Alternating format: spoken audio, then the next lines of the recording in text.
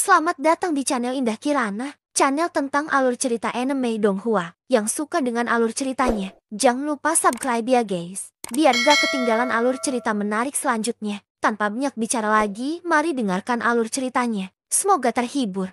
Bab 521.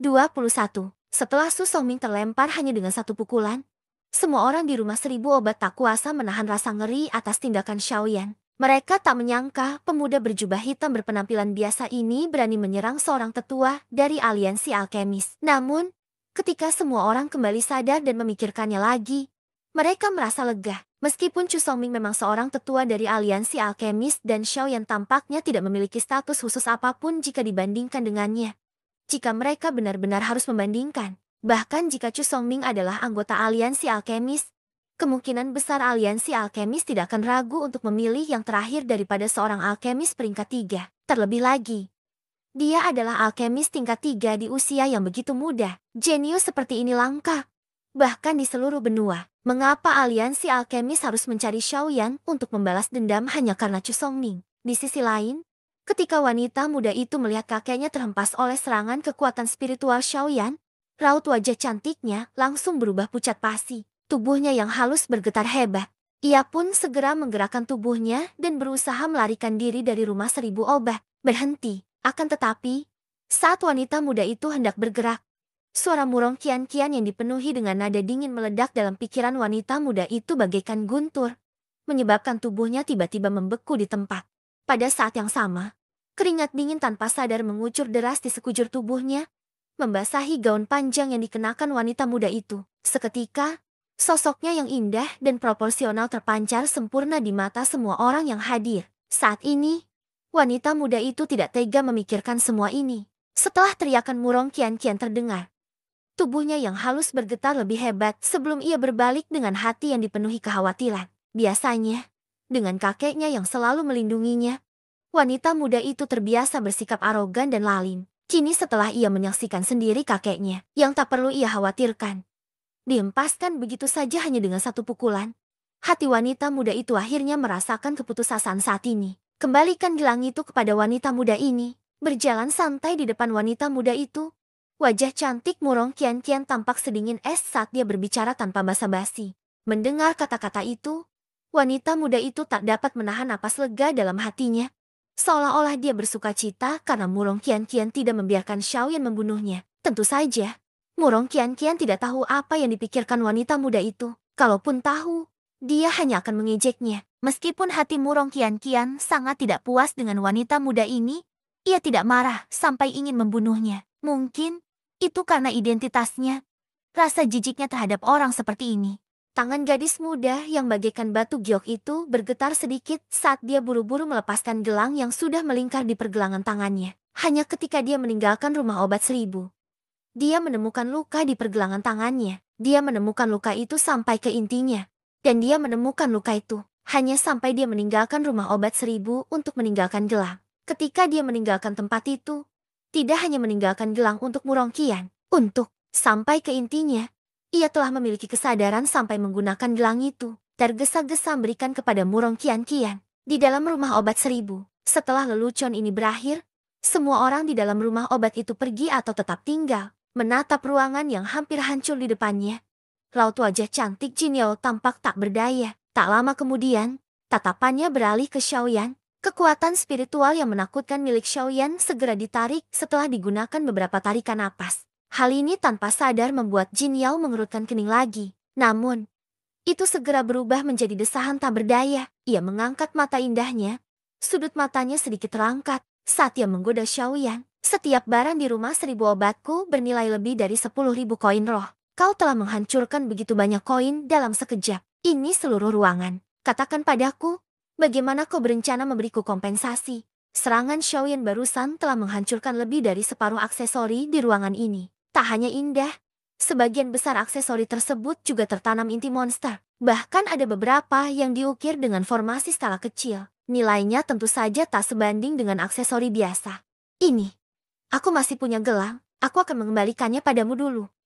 Tepat ketika Xiaoyan hendak membuka mulut untuk berbicara, tiba-tiba murong kian-kian berjalan di depan Jin Yao. Ia membuka tangannya yang sehalus batu giok dan sebuah gelang diam-diam berdiri di sana. Matanya yang cantik menatap gelang di telapak tangannya, sementara ekspresi enggan muncul di wajah cantik gadis muda itu. Melihat ini, Jin Yao langsung mengerti apa yang dipikirkan gadis muda itu. Tak lama kemudian, tatapan Jin Yao menyapu gadis muda di depannya dan bertukar pandang dengan Xiaoyan yang berada di belakangnya. Wajah Xiaoyan juga dipenuhi keheranan saat ia merentangkan tangannya ke arah gadis itu. Dalam hatinya, ia tak menyangka hal ini akan terjadi. Melihat ekspresi tak berdaya di wajah Xiaoyan, Jin Yao tak kuasa menahan senyum di dalam hatinya. Setelah itu, sepasang mata indahnya yang cerah kembali menatap Murong Qian-Qian di depannya.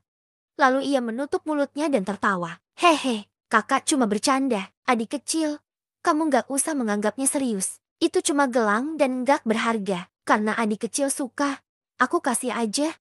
Mendengar ini, raut wajah cantik Murong Qian-Qian sedikit terkejut. Tak lama kemudian, ia menoleh ke arah Xiaoyan yang ada di belakangnya. Selain Xiaoyan, kemungkinan besar tidak ada alasan lain yang dapat menyebabkan wanita di depannya ini menunjukkan sikap seperti itu. Melihat tatapan gadis muda itu tertuju padanya, wajah tua Xiaoyan hanya bisa menunjukkan ekspresi tak berdaya. Melihat ini, mulut kecil gadis itu langsung mengerucut, dan ia mengerucutkan bibirnya dengan marah di dalam hatinya. Gelang di tangannya pun disingkirkan begitu saja. Hehe, Tuan Jin, saya masih ada urusan dan tidak akan tinggal lebih lama lagi. Mengenai bahan-bahan obat yang saya butuhkan, jika memungkinkan, saya harap Tuan Jin dapat membantu saya mencarinya. Jika ada kesempatan, saya bersedia berbisnis dengan Tuan Jin. Melihat kedua wanita di depannya tak lagi berbicara, suasana pun menjadi canggung. Xiaoyan bahkan berteriak dalam hati, wanita ini, Jin Yao, tidak hanya tidak menghentikan kesalahpahaman Murong Qian-Qian,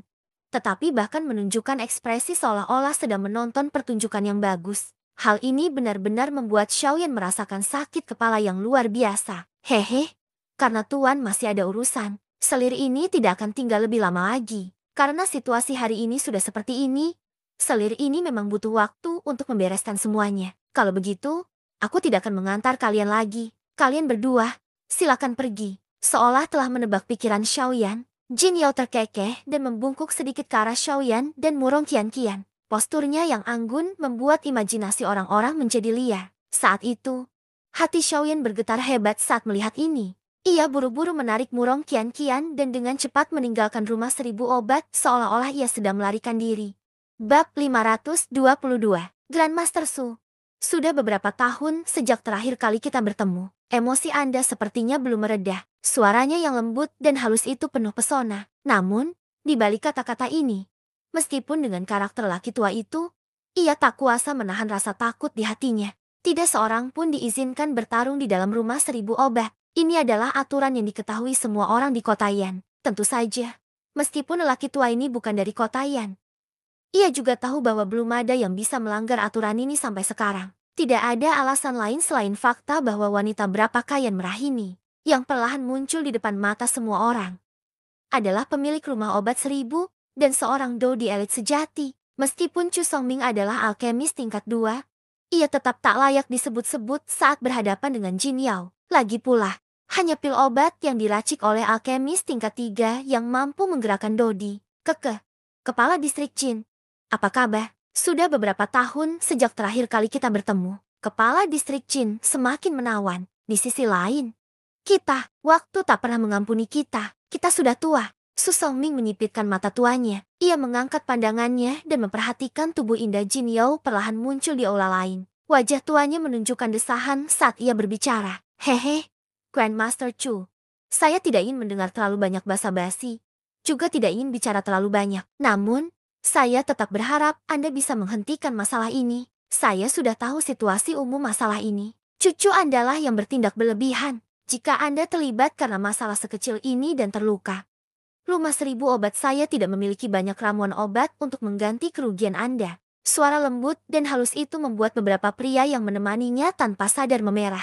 Namun, ketika kata-kata Jin Yao sampai ke telinga Su Songming, amarah langsung membuncah di hatinya. Dia bisa saja mengabaikan masalah antara kedua wanita muda itu. Namun, bocah di belakang Jin Yao telah membuatnya. Su Songming kehilangan mukanya. Jika dia tidak memberi pelajaran pada bocah ini hari ini, dia akan ditertawakan di masa depan. Kepala distrik Jin, saran saya yang tua ini, Sebaiknya kau tidak ikut campur dalam masalah ini. Su Songming sedikit menurunkan kelopak matanya. Kilatan dingin berkumpul di mata tuanya yang menyeramkan saat ia berbicara dengan ekspresi muram. Mendengar ini, bibir merah Jin Yao melengkung. Senyum mengejek tersungging di wajahnya yang cantik. Dengan gerakan memutar, tangannya yang sehalus giok dengan santai memainkan sehelai rambut hitamnya. Tak lama kemudian, ia menatap Su Songming dan berbicara dengan nada acuh tak acuh. Su Songming, kau hanya seorang alkemis tingkat 2. Jangan bilang kau benar-benar merasa hebat. Di rumah 1000 obatku. Apalagi kau, bahkan seorang Dodi pun harus mengikuti aturanku. Su Songming, apa kau pikir dengan kekuatanmu yang setara dengan setengah kaisar bela diri bintang 8? Kau bisa memerintahku? Saat suara Jin Yao menghilang, sepasang mata indahnya langsung terangkat. Tatapan sedingin esnya bagai pedang tajam yang menusuk Su Songming. Hanya dengan sekali lirikan, Su Songming langsung mundur panik. Jin Yao, hari ini berbeda dari masa lalu. Apa kau benar-benar berpikir kemampuan alkimia orang tua ini tidak meningkat sama sekali selama bertahun-tahun ini? Sejujurnya, orang tua ini sudah mencapai batas seorang alkemis tingkat 3. Saya yakin dalam waktu kurang dari 2 bulan, orang tua ini akan resmi menjadi alkemis tingkat 3. Saat itu tiba, Anda bisa melupakan.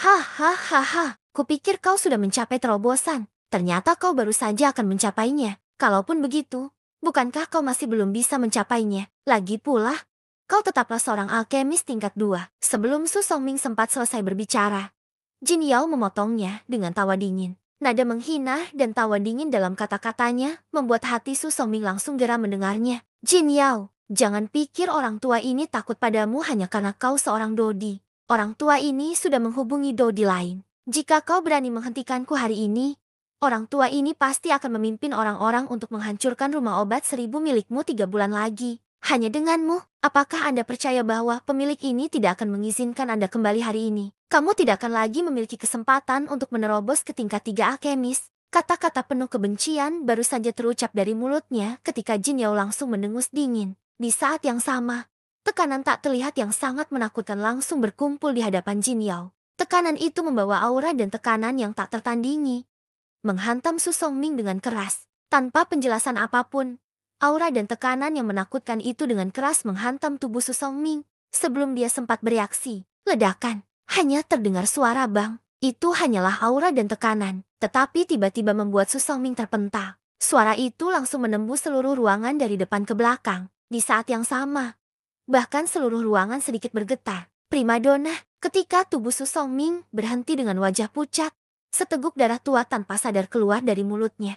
Ekspresi wajahnya menjadi semakin buas dan ganas. Jin Yao, beranikah kau membunuh orang tua ini? Orang tua ini adalah anggota aliansi alkemis. Kau, seorang alkemis tingkat 2. Kalau pemiliknya sampai membunuhnya, biarlah. Apa yang bisa dilakukan aliansi alkemis terhadap pemiliknya ini? Anda, mendengar kata-kata Jin Yao yang tanpa keraguan, hati Chu Songming akhirnya tidak dapat menahan rasa takut. Jin Yao adalah seorang Dodi elit sejati. Orang sekuat ini adalah eksistensi puncak bahkan di seluruh wilayah barat. Meskipun aliansi alkemis kuat, mustahil bagi mereka untuk membalas dendam dari seorang Dodi terhadap seorang alkemis tingkat 2. Jika Jin Yao benar-benar membunuhnya hari ini, ia akan mati sia-sia. Baiklah, Jin Yao, tunggu saja. 3 bulan kemudian. Oh, laku lupa memberitahumu. Jangan berpikir kau bisa berbuat sesuka hati di rumah obat 1000-ku. Hanya karena kau akan menjadi alkemis tingkat 3 dalam 3 bulan. Aku tidak keberatan memberitahumu bahwa tuan yang berdiri di belakang pemilik ini adalah seorang alkemis tingkat ketiga. Jika kau pikir kau bisa menghadapinya,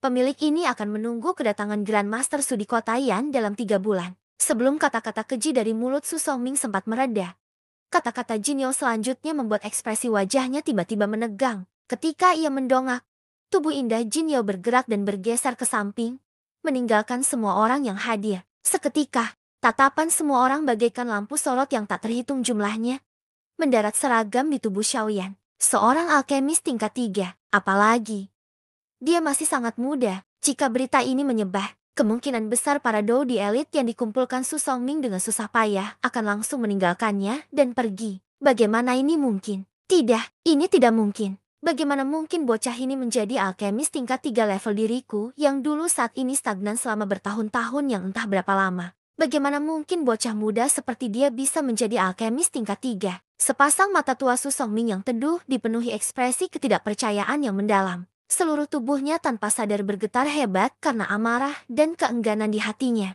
Banyak urat hijau melilit intens seperti cacing yang telah menggerogoti kulitnya. Raungan serak dan rendah terdengar dari sela-sela giginya. Bahkan udara pun berdengung dan bergetar. Haha, kakak sudah banyak bicara. Sebagai adik, bukankah seharusnya kamu juga mengungkapkan sesuatu? Kamu tidak mungkin membiarkan kakak menampar wajahmu dengan kata-katanya. Kan, menanggapi hal ini, Jin Yao langsung mengarahkan tatapan matanya yang indah ke arah Xiaoyan. Bibir merahnya yang sedikit terangkat membuat hati seseorang dipenuhi dengan pikiran-pikiran liar dan penuh hayalan. Xiaoyan, di sisi lain, diam-diam mengumpat dan tertawa getir dalam hatinya. Sepertinya sekelompok orang di depannya ini benar-benar memperlakukannya sebagai alkemis tingkat ketiga. Perlu diketahui bahwa alasan dia berbicara seperti ini sebelumnya hanyalah untuk mengusir Jin Yao. Tadi sangka dia akan berakhir dalam situasi seperti ini. Hehe, bocah nakal. Siapa suruh kau sombong sekali? Bakal seru nih, asal kau berani mengeluarkan kekuatan spiritualmu. Mereka akan langsung tahu kau bukan alkemis tingkat 3. Nanti, ceki keke. Aku jadi penasaran bagaimana gadis kecil ini akan memperlakukanmu. Guyu bersikap seolah-olah masalah ini bukan urusannya. Meskipun ia tahu situasi Xiaoyan saat ini, ia membuka mulut dan menggoda Xiaoyan. Pak Tua Gu, keadaannya sudah seperti ini. Tidak bisakah kau mengatakan sesuatu yang normal? Xiaoyan mengerutkan bibirnya dengan keras di dalam hatinya. Yang bisa ia lakukan hanyalah tersenyum getir tanpa daah pada Guyu. Hehe, kamu sudah menanggung akibat perbuatanmu sendiri. Ingat pelajaran ini, kalau ada kesempatan lagi. Jangan harap aku yang dulu akan membantumu. Guyu tertawa. Sepertinya dia sudah menduga hal ini. Detik berikutnya, kekuatan spiritual yang tak tertandingi melonjak ke dalam pikiran Xiaoyan seperti air mancur. Dengan suntikan kekuatan spiritual ini, kekuatan spiritual Xiaoyan langsung melampaui level alkemis peringkat 2 dan berhasil melangkah ke peringkat 3. Xiaoyan tanpa sadar mengembuskan napas panjang. Merasakan kepenuhan yang terpancar dari benaknya. Melihat Xiaoyan, murung kian-kian di sampingnya tanpa sadar mengerutkan kening. Meskipun ia tidak dapat memastikannya, nalurinya sebagai seorang gadis membuatnya merasa bahwa Xiaoyan yang sekarang tampak sedikit berbeda dari sebelumnya. Pada saat yang sama, wajah cantik Jin Yao yang berada tak jauh di depan mereka berdua juga sedikit berubah. Kilatan melintas di mata indahnya. Jelas, ia juga merasakan sedikit keanehan pada tubuh Xiaoyan. Namun, itu hanyalah perasaan yang tak terjelaskan dan ia tak mampu menggenggamnya. Momen berikutnya, berdengung. Api yang cemerlang berkobar di mata Xiaoyan saat mereka mendarat. Pada saat yang sama, segel api di antara alisnya tiba-tiba bersinar terang. Tak lama kemudian, kekuatan spiritual yang agung dan dahsyat tiba-tiba terpancar dari antara alisnya. Keributan, ekspresi semua orang di rumah 1000 obat berubah drastis ketika kekuatan spiritual ini menyapu. Hanya sedikit orang yang hadir yang mampu menahan tekanan spiritual ini. Orang ini sebenarnya adalah seorang alkemis tingkat 3. Saat merasakan tekanan spiritual yang menakutkan menerjangnya dengan cepat, raut wajah tua Su Songming berubah drastis. Saat tekanan spiritual itu mendarat di tubuhnya, ia tanpa sadar memuntahkan seteguk darah segar. Brad, di masa depan, kita akan enyah. Sebelum kata-kata keji Su Songming sempat terlontar, Xiaoyan tiba-tiba mendengus dingin. Kekuatan spiritual tak kasat mata itu menghantam tubuh Yu Songming dengan keras. Meledakannya keluar dari rumah 1000 obat dan muncul di hadapan semua orang di kota Yan. Bab 523. Setelah Su Songming terlempar hanya dengan satu pukulan, semua orang di rumah 1000 obat tak kuasa menahan rasa ngeri atas tindakan Xiaoyan. Mereka tak menyangka pemuda berjubah hitam berpenampilan biasa ini berani menyerang seorang tetua dari aliansi alkemis. Namun, ketika semua orang kembali sadar dan memikirkannya lagi, mereka merasa lega. Meskipun Su Songming memang seorang tetua dari aliansi alkemis dan Xiaoyan tampaknya tidak memiliki status khusus apapun jika dibandingkan dengannya. Jika mereka benar-benar membandingkan, bahkan jika Su Songming adalah anggota aliansi alkemis, kemungkinan besar aliansi alkemis tanpa ragu akan memilih yang terakhir daripada seorang alkemis peringkat 3. Terlebih lagi, dia adalah alkemis tingkat 3 yang masih sangat muda. Bahkan di seluruh benua, kejeniusan seperti ini sama langkanya dengan bulu burung phoenix dan tanduk unicorn. Mengapa aliansi alkemis harus mencari Xiaoyan hanya demi Su Songming? Di sisi lain, ketika wanita muda itu melihat kakeknya terhempas oleh serangan kekuatan spiritual Xiaoyan, raut wajah cantiknya langsung berubah pucat pasi.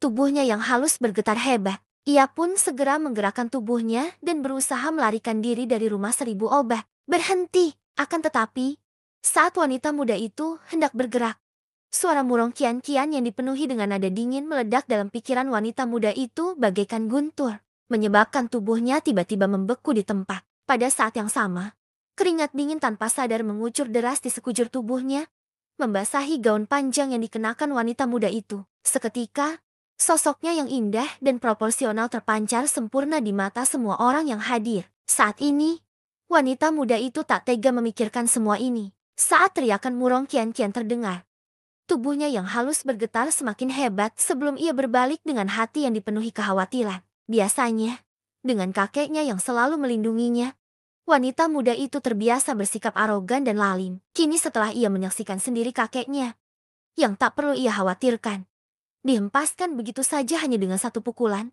hati wanita muda itu akhirnya merasakan keputusasaan saat ini. Kembalikan gelang itu kepada wanita muda ini. Dengan santai, murong kian-kian berjalan ke depan gadis muda itu. Ekspresi wajahnya yang menawan tampak sedingin es. Dan ia berbicara tanpa sedikit pun kesantunan. Mendengar kata-kata ini, gadis muda itu tak kuasa menahan napas lega. Seolah-olah ia bersuka cita karena Murong Qian-Qian tidak memerintahkan Xiaoyan untuk membunuhnya. Tentu saja, Murong Qian-Qian tidak tahu apa yang dipikirkan gadis muda itu. Kalaupun tahu, kemungkinan besar dia hanya akan mendengus sinis. Meskipun sangat tidak puas dengan gadis muda ini.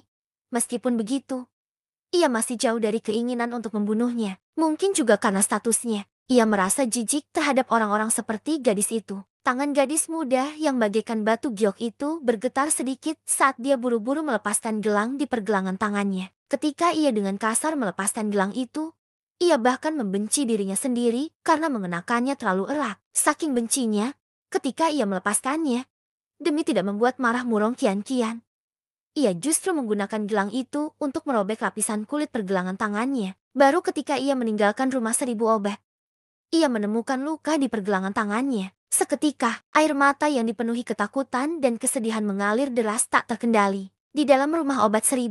Setelah sandiwara itu berakhir, semua orang di dalam rumah obat itu pergi atau tetap tinggal. Melihat ruangan yang hampir hancur total, raut wajah Jin Yao yang cantik tampak tak berdaya. Tak lama kemudian, tatapannya beralih ke Xiaoyan. Kekuatan spiritual yang menakutkan milik Xiaoyan dengan cepat ditarik kembali setelah digunakan beberapa tarikan napas. Hal ini tanpa sadar membuat Jin Yao mengerutkan kening lagi. Namun, itu segera berubah menjadi desahan tak berdaya.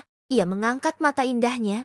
Sudut matanya sedikit terangkat saat ia menggoda Xiaoyan. Semua yang ada di rumah 1000 obatku bernilai lebih dari 10.000 koin roh. Kau telah menghancurkan begitu banyak koin dalam sekejap. Ini seluruh ruangan. Katakan padaku, bagaimana kau berencana memberiku kompensasi? Serangan Xiaoyan barusan telah menghancurkan lebih dari separuh aksesori di dalam ruangan. Aksesori-aksesori itu tidak hanya indah, tetapi sebagian besarnya juga tertanam inti monster. Bahkan ada beberapa yang diukir dengan formasi kecil. Nilainya tentu saja tidak sebanding dengan aksesori biasa. Ini, aku masih punya gelang, aku akan mengembalikannya padamu dulu. Tepat saat Xiaoyan hendak berbicara, tiba-tiba Murong Qian-Qian berjalan di depan Jin Yao. Ia membuka tangannya, dan seuntai gelang diam-diam terpasang di sana. Saat mata indahnya menatap gelang di telapak tangannya, ekspresi enggan muncul di wajah cantik gadis muda itu. Melihat ini, Jin Yao langsung mengerti apa yang dipikirkan gadis muda itu. Tak lama kemudian, tatapan Jin Yao menyapu gadis muda di depannya, dan bertukar pandang dengan Xiaoyan yang berada di belakangnya. Wajah Xiaoyan juga dipenuhi keheranan saat ia merentangkan tangannya ke arah gadis itu. Dalam hatinya, ia tak menyangka hal ini akan terjadi. Melihat ekspresi tak berdaya di wajah Xiaoyan, Jin Yao tak kuasa menahan senyum di dalam hatinya. Setelah itu, sepasang mata cerah dan indahnya kembali menatap Murong Qian-Qian di depannya. Ia menutup mulutnya dan tertawa. Hehe, kakak cuma bercanda. Adik kecil, kamu gak usah menganggapnya serius. Itu cuma gelang dan gak berharga. Karena adik kecil suka, aku kasih aja. Mendengar ini, raut wajah cantik Murong Qian-Qian sedikit terkejut. Tak lama kemudian, ia menoleh ke arah Xiaoyan yang ada di belakangnya. Selain Xiaoyan, kemungkinan besar tidak ada alasan lain yang dapat menyebabkan wanita di depannya ini menunjukkan sikap seperti itu. Melihat tatapan gadis muda itu tertuju padanya, wajah tua Xiaoyan hanya bisa menunjukkan ekspresi tak berdaya. Melihat hal ini, Mulut kecilnya langsung mengerucut dan ia mengerucutkan bibirnya dengan marah dalam hati. Gelang di tangannya pun disita begitu saja. Hehe. Tuan Jin, saya masih ada urusan dan tidak akan tinggal lebih lama lagi. Mengenai bahan obat yang saya butuhkan. Jika memungkinkan, saya harap Tuan Jin dapat membantu saya mencarinya. Jika ada kesempatan, saya bersedia berbisnis dengan Tuan Jin. Melihat kedua wanita di depannya tak lagi berbicara, suasana pun menjadi canggung. Xiaoyan bergumam dalam hati. Wanita ini, Jin Yao, tidak hanya tidak menghentikan kesalahpahaman Murong Qian-Qian, tetapi bahkan menunjukkan ekspresi seolah-olah sedang menonton pertunjukan yang bagus. Hal ini benar-benar membuat Xiaoyan merasakan sakit kepala yang luar biasa. Hehe, karena Tuan masih ada urusan. Selir ini tidak akan tinggal lebih lama lagi. Karena situasi hari ini sudah seperti ini, selir ini memang butuh waktu untuk membereskan semuanya. Kalau begitu, aku tidak akan mengantar kalian lagi. Kalian berdua, silakan pergi. Seolah telah menebak pikiran Xiaoyan, Jin Yao terkekeh dan membungkuk sedikit ke arah Xiaoyan dan Murong Qian-Qian. Posturnya yang anggun membuat imajinasi orang-orang menjadi liar. Saat itu, hati Xiaoyan bergetar hebat saat melihat ini. Ia buru-buru menarik Murong Qian-Qian dan dengan cepat meninggalkan rumah 1000 obat seolah-olah ia sedang melarikan diri. Bab 524. Setelah Xiaoyan kembali ke kediamannya, dia menghabiskan 2 hari sisanya dengan mengurung diri di kamarnya. Diam-diam menunggu kedatangan lelang. Pada saat yang sama, berita mengenai alkemis peringkat 3 dengan cepat menyebar ke seluruh kota Yan seperti badai. Seorang alkemis tingkat 3, dia adalah orang yang bisa membuat ekspresi seorang ahli kelas Dodi berubah. Bahkan seorang Dodi pun harus memperlakukan orang seperti ini dengan sopan. Namun, ternyata ada orang seperti itu di kota Yan. Bagaimana mungkin para ahli di kota ini tidak tergerak oleh hal ini? Berbagai kekuatan mengirim orang untuk menyelidiki satu demi satu. Tampaknya ingin mengetahui asal-usul spesifik alkemis tingkat 3 itu. Namun sayangnya, setelah 2 hari penyelidikan, hasil yang mereka peroleh pada akhirnya masih sama sekali tidak jelas.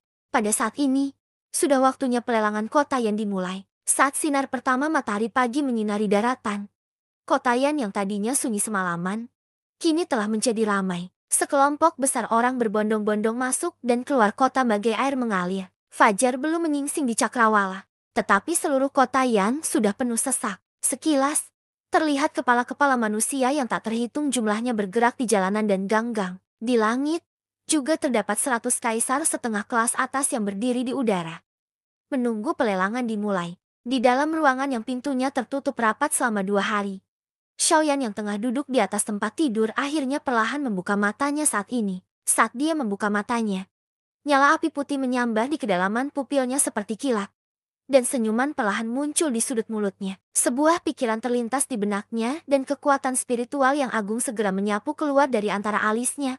Menyelidiki situasi di dunia luar. Bersamaan dengan kekuatan spiritual Xiaoyan yang menyebar, raut wajah beberapa sosok manusia di kota Yan tanpa sadar berubah.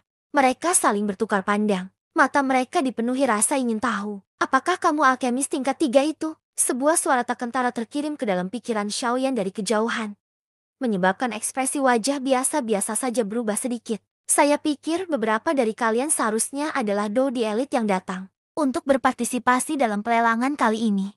Hanya dalam sekejap, ekspresi wajah Xiaoyan kembali tenang. Sebagai Dodi elit, kepekaan mereka terhadap lingkungan sekitar tentu saja bukan sesuatu yang bisa dibandingkan dengan seorang kaisar setengah biasa. Meskipun kekuatan spiritual alkemis tingkat 3 yang telah menyelidiki mereka tetap dapat merasakannya selama kekuatan spiritual alkemis tersebut belum mencapai tingkat tertentu. Grandmaster seharusnya datang karena lelang kali ini. Karena itu, kami ingin mengundang Grandmaster untuk mengobrol. Status sebagai alkemis tingkat 3 menyebabkan kelompok elit Dodi yang biasanya sombong ini tidak berani ceroboh. Meskipun seorang Dodi elit menakutkan, ia selalu sendirian kemanapun ia pergi. Namun, seorang alkemis berbeda.